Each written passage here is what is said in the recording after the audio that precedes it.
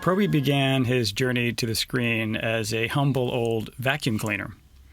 I thought it was an interesting shape to build on, so I ripped it apart and added pieces until I discovered a form that was a bit like a robotic fish. His face was the most challenging part. I needed a way to convey his emotions, but still wanted to ground him in some kind of reality.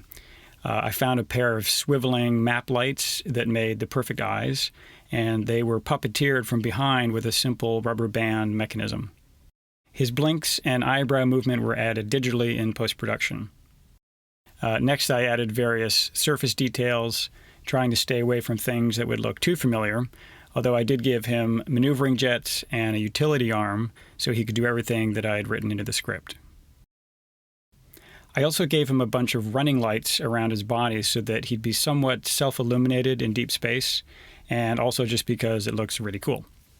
His main rocket engine was a practical halogen lamp, and his warp lights were a string of LEDs inside of a frosted cup.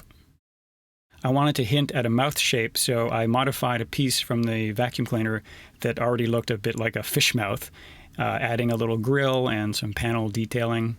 I also gave him ears using soda can plastic caps. The final step was painting.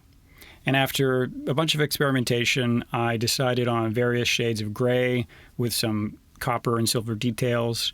I also did aggressive weathering and surface damage to suggest that he'd been through a lot in his life.